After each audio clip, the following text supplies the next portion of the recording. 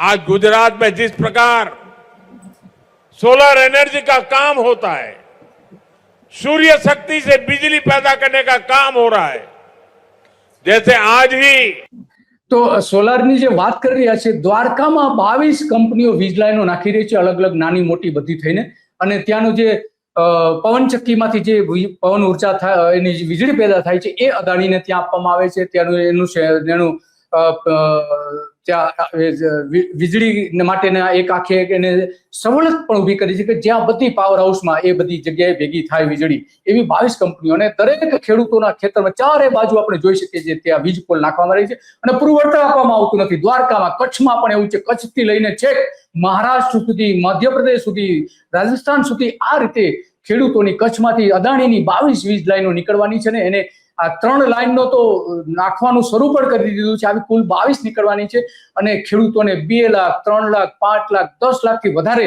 વળતર આપવામાં આવતું નથી. અને બીજી બાજુ મોદી સાહેબ અદાણીનો 3,500 કરોડનો પ્રોજેક્ટ મૂકી રહ્યા છે. એક બાજુ ખેડૂતોને શોષણ કરી રહ્યા છે મોદી સાહેબ, એની એ બધું જ જાણે છે. બીજી બાજુ અદાણી કોઈ વળતર આપ્યા વગર દાદાગીરીથી ખેડૂતોના ખેતરમાં નાખી રહ્યા છે. અને એટલા માટે આ નરેન્દ્ર મોદીની સભામાં ખેડૂતો અને ગામ લોકો બિલકુલ રસ બતાવ્યો નથી.